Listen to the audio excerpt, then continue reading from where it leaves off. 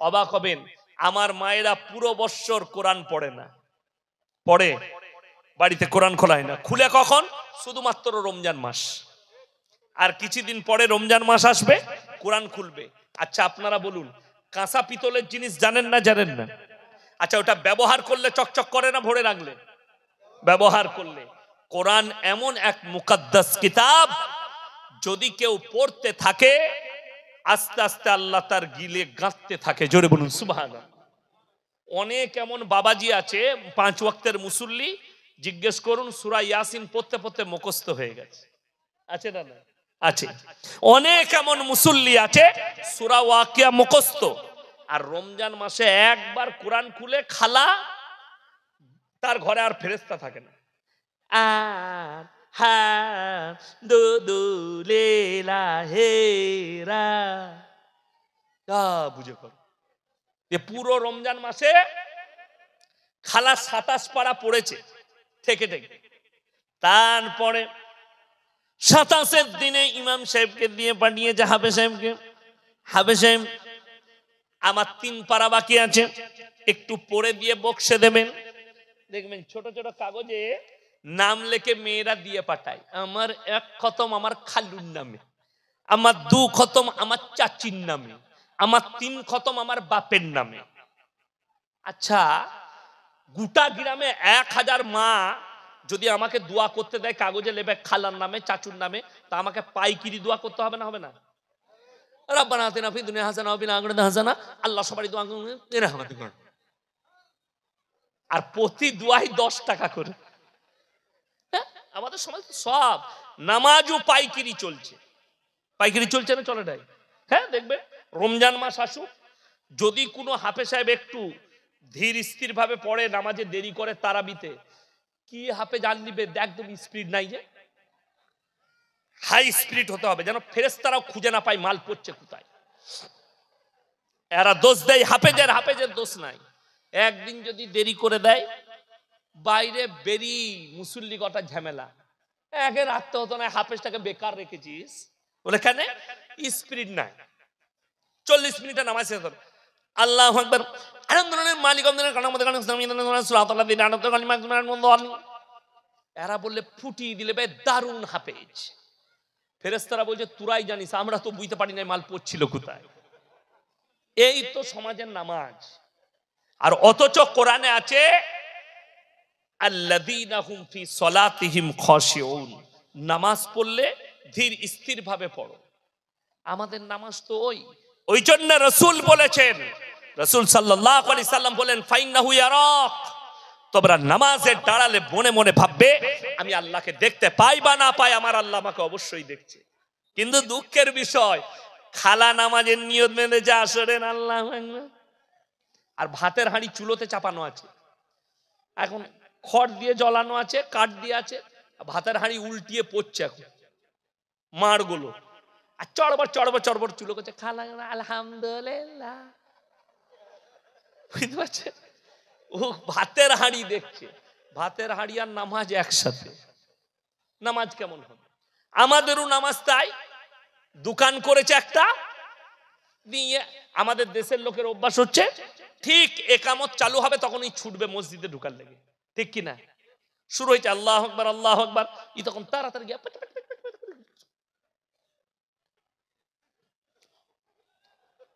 নিয়ত বেঁধে, আর মনে পড়ছে না ক্যাশ বাস্কতে চাবি লাগিয়েছি না লাগাই। নামাজটা কেমন হবে?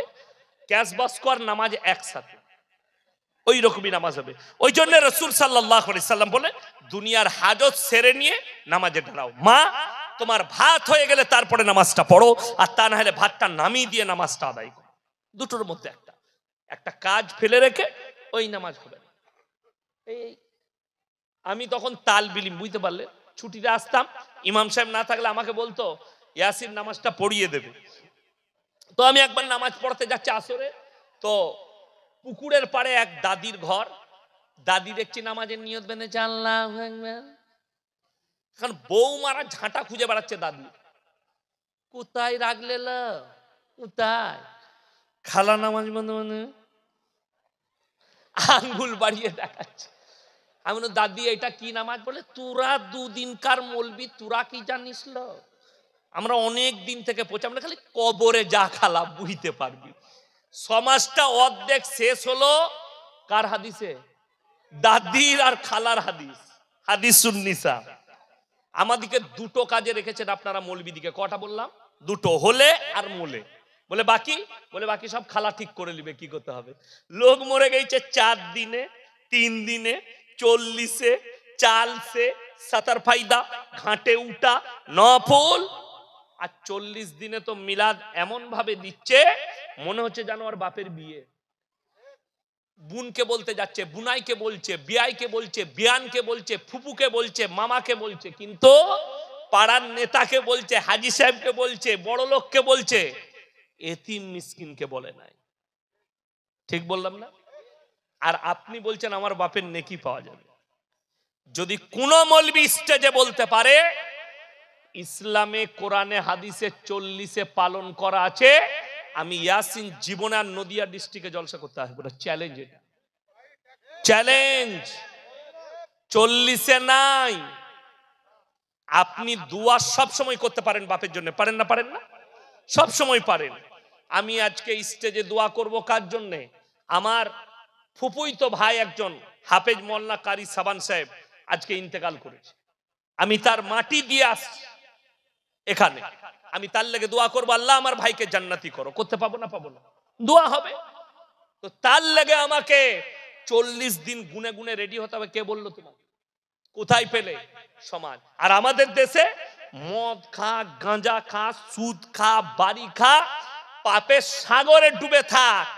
40 দিনে হুজুরকে দাওয়াত দিয়ে মিলাদ পড়া, জান্নাত রেডি। এই যে টেন্ডেন্সি আপনার ব্রেনে ঢুকে গেছে, এইটাকে বার করতে হবে। এই জিনিসটাকে বার করুন, তবে আপনি বাঁচতে পারবেন। আজকে সমাজ ধ্বংস হয়ে গেল।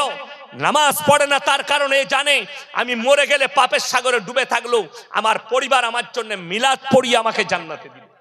আপনি এটা ব্রেনে ঢুকিয়ে নিয়েছেন, অথচ আপনার জানা নেই নবীজি সাল্লাল্লাহু আলাইহি সাল্লাম চাচার জন্য হাত তুলেছিলেন, হে আল্লাহ আমার চাচাকে তুমি ক্ষমা করে দাও। আল্লাহ অর্ডার দিলেন, নবীজিকে নিষেধ করলেন, মা কানা লিন নবী ওয়াল্লাযিনা আমানু আন ইস্তাগফিরু লিল মুশরিকিন ওয়ালাউ কানু উলি কুরবা।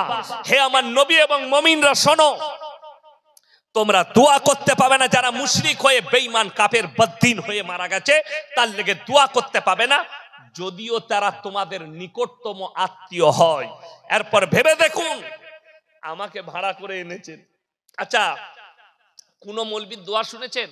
আল্লাহ আমাকে দেশি মুরগি দিয়ে ভাত দিয়েছে, ফ্রাইড রাইস খাইয়েছে, আল্লাহ গাওয়া ঘের পরোটা খাইয়েছে, আল্লাহ আমাকে 10,000 টাকা দিবে। এর বেটা 4 বোতল মদ খেয়ে বেথুয়ায় অ্যাক্সিডেন্ট হয়ে মারা গেছে। আল্লাহ একে যা হোক করে জান্নাতে প্রবেশ করাও। আল্লাহ আমাকে যখন টাকা দিয়ে জায়গায় শহীদের মর্তবা দাও। সে হুজুর মার খাবে না? খাবে না? আগে তো সেই মৌলবীকে মারবে। আর এই দোয়া কোন হুজুর আশা করি করবে না। আমরা কি দোয়া করি? আল্লাহ মুমিনিন মুমিনাত মুসলিমিন মুসলিমা, মুমিন মুমিনা, মুসলিমিন মুসলিমা। কোন হুজুর বলবে না মাতালকে, গাঁজাখোরকে, সুদখোরকে জান্নাতে যাও। আল্লাহ চিরজীবন সুদ খেয়ে মারা গেছে, আল্লাহ আমাকে আল্লাহ জান্নাতে দাও। সে আগে কেলানি খাবে যে এই দোয়াটা করবে। রেডি হয়ে থাকতে হবে। আমার ভাই, অনুরোধ করে বলে যাচ্ছি, আপনাকে পাপ থেকে সরে আসতে হবে। আল্লাহ তাআলা শুধু তাই নয়, এটা তো একজন নবীর কথা বললাম যিনি সৃষ্টির শ্রেষ্ঠ। নবীজির থেকে দামি লোক পৃথিবীতে কেউ আছে? কিয়ামত পর্যন্ত আসবে। যদি আল্লাহ নবীকে নিষেধ করেন তুমি তোমার চাচার জন্য দোয়া চাইতে পাবে না, তা আমার মতো ফুটো মৌলবীর আর কি দাম রইল? কথাটা বুঝতে পারেননি? শুধু তাই নয়, বলে দিই, হযরতে নূহ নবী পৃথিবীর যতগুলো আল্লাহ নবী পাঠিয়েছেন সব থেকে বেশি ইসলামের প্রচার করেছেন নূহ নবী। 950 বছর, 50 কম হাজার, জোরে একবার বলুন সুবহানাল্লাহ। তারপরেও মুষ্টি কত লোক ঈমান এনেছে। হযরতে নূহ নবী অনুরোধ করলে হাত জড়ো করে, হে আমার কওম, হে আমার সন্তান, আমার পরিবার, তোমরা আল্লাহকে বিশ্বাস করো, তা না হলে আল্লাহ তোমাদেরকে কঠিন আযাবে মুবতালা করবে। তার ছেলে কিনান বললে, তোমার আল্লাহ কি আযাব দিতে পারে? বলে, আমার আল্লাহ মুষলধারার বৃষ্টি দিয়ে বন্যায় তোমাদেরকে ডুবাতে পারে। কিনান বললে, শোনো, তোমার আল্লাহকে বলে দাও, তোমার আল্লাহ যদি বন্যা দেয় এমন উঁচু জায়গায় চেপে যাবো যেখানে তোমার আল্লাহর পানি পৌঁছাবে না। জোরে বলুন নাউজুবিল্লাহ। আল্লাহকে চ্যালেঞ্জ ছুড়লেন। আল্লাহ রাব্বুল আলামিন বললেন, হে আমার নূহ, তুমি এরপর নৌকায় চেপে যাও, যারা ঈমান এনেছে তাদেরকে নাও সাথে আর নৌকার উপরে প্রবেশ করো, যতগুলো জীব জন্তু পশু পক্ষী আছে জোড়া জোড়া লাও। ইতিহাসের পাতায় আজকে তারিখ পর্যন্ত পৃথিবীতে এত বড় প্রলয় ঘটেনি। মুফাসসিরিনরা লিখছেন, মুহাদ্দিসিনরা লিখছেন যে সমুদ্রের পানিকে আল্লাহ তাআলা 1250 ফুট উপরে তুলে দিয়েছিলেন। নূহ নবী দেখতে পাচ্ছেন তার ছেলে কেনান পানিতে ডুবে মারা যাচ্ছে। এটা মনে হয় জলঙ্গি নদী, তাই না? এই জলঙ্গি নদীতে যদি কোনো বাচ্চা পড়ে যায়, তার বাপ যদি পাড়ে দাঁড়িয়ে থাকে ঝাঁপ দেবে না? দেবে না? যদি বাপ সাঁতার নাও জানে তাও ঝাঁপ দেবে। সন্তানকে বাঁচাতে হবে। হযরতে নূহ নবী আল্লাহর কাছে হাত তুলে বসলেন আর বললেন, লা আসিমাল ইয়াউমা মিন আমরিল্লাহ। ওগো আল্লাহ, এ আমার অরসজাত পুত্র, আমার কষ্ট হচ্ছে, আল্লাহ তুমি আমার সন্তানকে বাঁচিয়ে নাও। আমার আল্লাহ ধমক দিলেন, লামিনাল খাসিরিন, যে আমাকে মানেনি, আমার নবীকে মানেনি, আমার দিনকে মানেনি, তার জন্য আমার কাছে দোয়া করো না। তুমি যদি আর একবার দোয়া করো, আমি তোমাকেও ক্ষতিগ্রস্তদের মধ্যে ফেলে দেব। এটা কোরআন। আল্লাহ ধমক দিলেন নূহ নবীকে, হাত নামিয়ে নাও, দোয়া করতে পাবে না। নূহ নবী সন্তানের জন্য দোয়া করতে পাইনি, আল্লাহ নিষেধ করলো। আর তুমি বলছো হুজুর সাহেবকে দাওয়াত দিয়ে জান্নাতে যাও। বড় কষ্ট লাগে। শোনো, যদি জান্নাতে যেতে চান সবাই বলুন আজ থেকে নামাজি মুমিন হব। জোরে বলুন ইনশাআল্লাহ।